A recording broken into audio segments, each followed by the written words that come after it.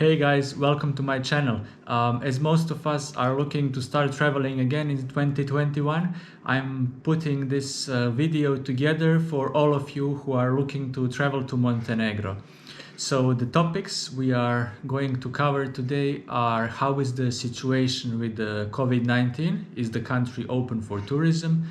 Are there any travel restrictions in place? What is the easiest way to come to the country? What is the most convenient way to travel around the country? Best time to visit the country? Which places to visit? This topic will be brief, as I will create a different video, and expenses that you can expect to have during your stay in Montenegro. Question number one: is Montenegro open for tourism, and how is the situation with the coronavirus? So yes, Montenegro is open for tourism. At the moment we are in the middle of battling the virus and we have some restrictions in place. For example, in most of the country, most of inter-municipality traffic is forbidden, which obviously makes situation not so easy for tourists to move around, which is why our vaccination program is out, so people are getting vaccinated, and we intend to contain the virus by beginning of summer, so we can have a good summer season. Are there any travel restrictions in place? Answer is yes. At the moment, only the neighboring countries such as Croatia, Bosnia, Serbia, Albania and Kosovo can enter without any restrictions. However, all other nations at the moment have to present either negative PCR test no older than 48 hours or vaccination certificate that they received 2 doses of the vaccine, or the positive test for antibodies, meaning that you had corona in the past, and this test cannot be older than 1 month. So these are restrictions and requirements at the moment, and these are changing pretty quickly. So it can change in a week, in a 2, in a month.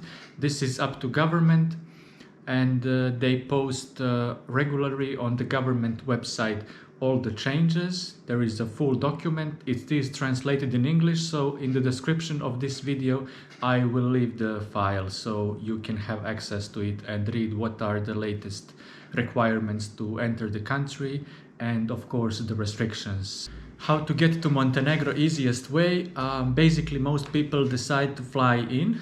That would be either you will be flying to Podgorica, which is capital in the central part of the country, or Tivat airport, which is on the coast. Mostly seasonal flights arrive to Tivat from April until end of October, and this is a really nice airport to fly to. Third option, and also a lot of people decide this way to come to Montenegro, is to fly to Dubrovnik airport. This is close to the border, and there is a lot of flight from Europe to this airport, so definitely this is a good way to come to Montenegro, as you need only half an hour or 1 hour to reach the country. Easiest way to move around the country, that would definitely be with a rent-a-car.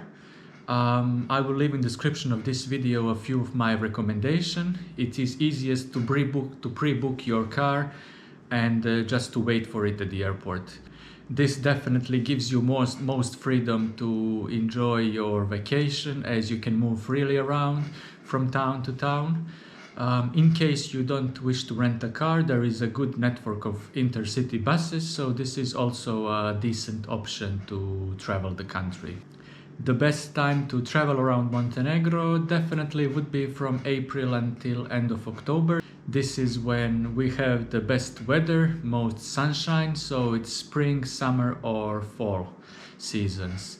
Winter time can also be good, albeit there is more rain or snow in the northern part, and the temperatures can be lower, especially in the northern parts, because the towns are in the mountains, so this is where the temperatures are freezing.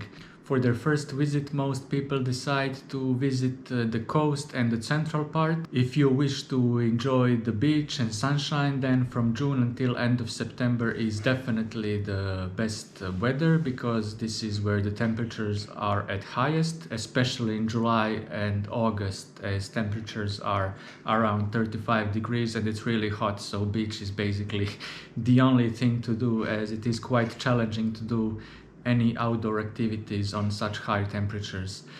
I would recommend maybe to travel in June and September. The country can get very crowded in July and August, so sometimes people don't enjoy to be surrounded with so many people, especially now in COVID times. Question about where to go, which places to explore. This is a very broad topic and it would definitely require different videos, so I will keep it brief in this one. So as I mentioned, most people decide first to visit the coast and the central part. I would definitely recommend to base yourself either in Tivat or Kotor. This is in Boka Bay, and then you can explore the surrounding places such as Herceg Novi, Budva, Cetinje, Lustica Peninsula. So you can definitely spend at least a week or two exploring all these places. In case you decide to visit north too, then this would definitely require more than a week, as there are so many beautiful national parks to visit in the north and towns such as Kolašin and Žabljak. So this will be at least 2-week tour around Montenegro to combine the north and southern part. Again, there is so much to talk about this topic and I will create a separate video about the highlights of the country. Expenses per day and month. Well, this really depends on the way you travel, how much you want to indulge, what type of accommodation you wish to book. So hostels will set you basically for about 10 to 20 euros per night, while hotels mostly start from 50 euros and more.